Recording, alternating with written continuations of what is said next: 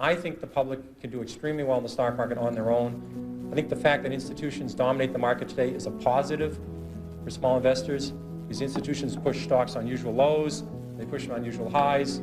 For someone that can sit back and have their own opinion, know something about an industry, this is a positive. It's not a negative. So that's what I want to talk about.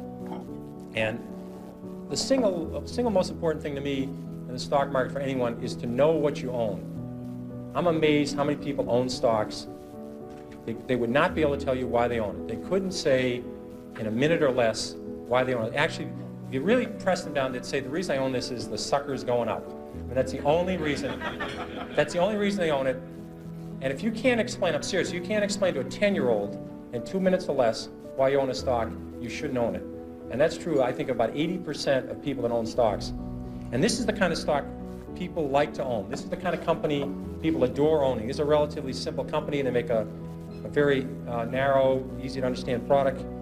They make a 1 megabit SRAM, CMOS, bipolar risk, floating point, data I/O array processor with an optimizing compiler, a 16 dual port memory, a double diffused metal oxide semiconductor monolithic logic chip with a plasma matrix vacuum fluorescent display. It has a 16-bit dual memory. It has a Unix operating system, 4 whetstone megaflop polysilicon emitter, a high bandwidth, that's very important, 6 gigahertz, double metallization communication protocol, an asynchronous backward compatibility, peripheral bus architecture, 4-wave interleave memory, a token ring interchange backplane, and it does it in 15 nanoseconds of capability. Now, if you own a piece of crap like that, you will never make money. Never. Somebody will come along with more whetstones or less whetstones or a bigger megaflop or a smaller megaflop. You won't have the foggiest idea what's happened. And people buy this junk all the time. I made money in Dunkin' Donuts. I can understand it.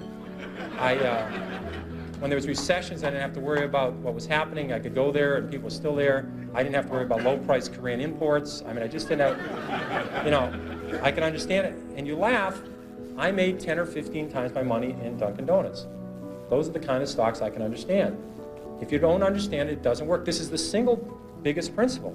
And it bothers me that people are very careful with their money. The public, when they buy a refrigerator, they get a Consumer Reports. They buy a microwave oven, they do that.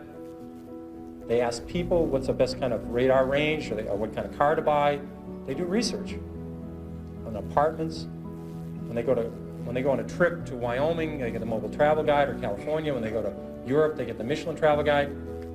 People will hear a tip on a bus on some stock, and they'll put half their life savings in it before sunset, and they wonder why they lose money in the stock market. And when they lose money, they blame it on the institutions that program trading. That is garbage. They didn't do any research. They bought a piece of junk. They didn't look at the balance sheet, and that's what you get for it. And that's what we're being driven to, and it's self-fulfilling. The public does terrible investing, and they say they don't have a chance. It's because that's the way they're acting. I'm trying to convince people there is a method. There are reasons for stocks that go up. Coca-Cola, this is very magic. It's a very magic number. Easy to remember.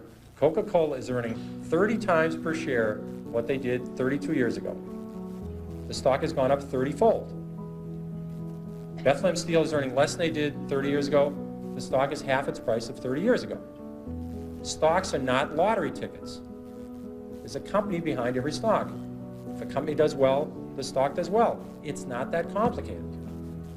People get too carried away. And first of all, they try and predict the stock market. That is a total waste of time. No one can predict the stock market. They try to predict interest rates. I mean, if anybody would predict interest rates right 3 times in a row, they'd be a billionaire.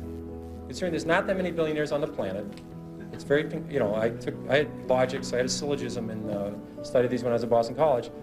There can't be that many people who can predict interest rates because there'd be lots of billionaires. And no one can predict the economy. I had a lot of people in this room were around in 1981 and 82 when we had a 20% prime rate with double-digit inflation, double-digit unemployment. I don't remember anybody telling me in 1981 about it. I didn't read, I studied all this stuff. I don't remember anybody telling me we're going to have the worst recession since the Depression. So what I'm trying to tell you, it'd be very useful to know what the stock market is going to do. It'd be terrific to know that the Dow Jones average a year from now would be X, that we're going to have a full-scale recession, or interest rates are going to be 12%. That's useful stuff. You never know it, though. You just don't get to learn it. So I've always said, if you spend 14 minutes a year on economics, you've wasted 12 minutes. And I really believe that. Now, I'd be fair. I'm talking about economics in the broad scale, predicting the downturn for next year, or the upturn, or M1 and M2, 3B, and all these M's. I'm talking about economics. To me, is when you talk about scrap prices. When I own auto stocks, I want to know what's happening to used car prices. When used car prices are going up, it's a very good indicator. When I own hotel stocks, I want to know what hotel occupancy is about. When I own chemical stocks, I want to know what's happening to the price of ethylene. These are facts. If aluminum inventories go down 5 straight months, that's relevant. I can deal with that. Home affordability, I want to know about it. When I own Fannie Mae, or I own a housing stock. These are facts. They're economic facts, and there's economic predictions. And economic predictions are a total waste. And interest rates, Alan Greenspan's a very honest guy. He would tell you that he can't predict interest rates. He can tell you what short rates are going to do in the next 6 months. Try and stick them on what the long-term rate will be 3 years from now. He'll say, I don't have any idea. So how are you, the investor, supposed to predict interest rates if the head of the Federal Reserve can't do it? So I think that's, but you should study history, and history is the important thing you learn from. What you learn from history is the market goes down. It goes down a lot. The math is simple. There's been 93 years a century. This is easy to do. The market's had 50 declines of 10% or more. So 50 declines in 93 years. About once every 2 years, the market falls 10%. We call that a correction. That means, that's a euphemism for losing a lot of money rapidly, but we call it a correction. And so 50 declines in 93 years, about once every 2 years, the market falls 10%. Of those 50 declines, 15 have been 25% or more. That's known as a bear market. We've had 15 declines in 93 years. So every 6 years, the market's going to have a 25% decline.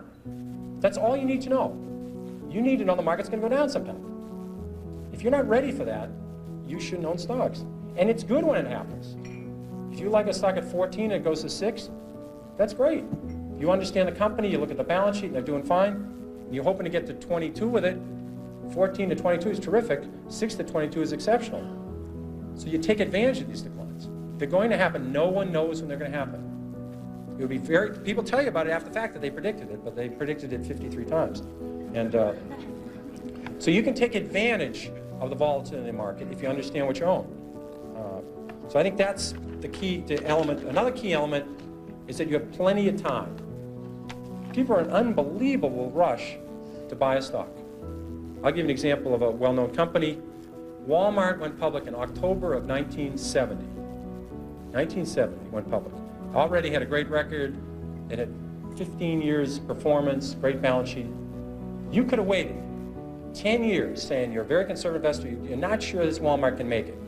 You want to check, you see them operate in small towns, you're afraid they can only make it in 7 or 8 states, you want to wait till they go to more states, you keep waiting. You could have bought Walmart 10 years after they went public and made 35 times your money. If you bought it when they went public, you would have made 500 times your money, but you could have waited 10 years after Walmart went public and made over 30 times your money. You could have waited 3 years after Microsoft went public and made 10 times your money. Now, if you knew something about software, I know nothing about software. If you knew something about software, you would have said, these guys have it. I don't care who's going to win, Compaq, IBM. I know who's going to win Japanese computers. I know Microsoft, MS-DOS is the right thing. You could have bought Microsoft. Again, I'm repeating myself, stocks are not a lottery ticket. There's a company behind every stock.